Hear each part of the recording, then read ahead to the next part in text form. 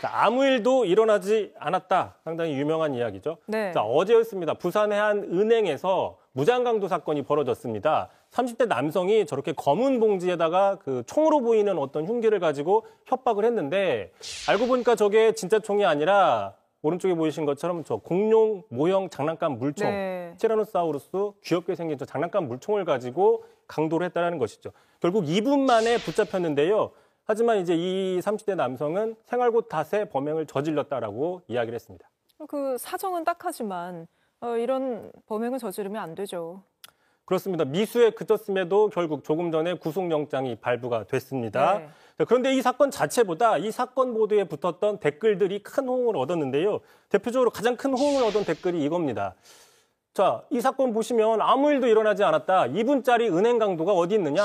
자, 법의 테두리 안에 생동한 것이고 마치 호수에 비친 달빛 그림자를 잡는 꼴 아니냐라고 이야기를 하면서 자, 돈을 담으라는 지시를 당연히 따르지 않을 것이라고 이 사람도 생각했을 것이다. 장난감총은 합법적으로 구매했고 경각심을 주기 위한 경고적인 행동이었다. 뭐 이런 글이 상당히 지금 화제가 되고 있는데 많이 들어본 이야기죠. 그렇습니다. 자, 한번 들어보겠습니다.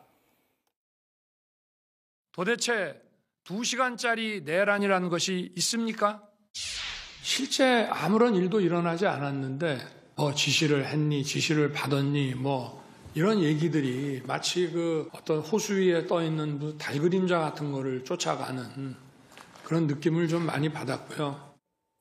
이게 사실 완전히 전혀 다른 사건인데 묘하게 연관성이 있습니다. 이게 이렇게 다시 보니까요. 모든 범죄자들이 윤석열 대통령이 내세운 논리를 취할 수 있는 것 아닌가 이런 생각도 드네요. 그러다 보니까 이제 윤 대통령 논리 그대로 윤 대통령을 풍자한다 이런 비판을 받을 수 있는 건데 자, 그러다 이제 추가 댓글들이 계속 쏟아지고 있습니다. 제가 몇 가지 가지고 와봤는데요.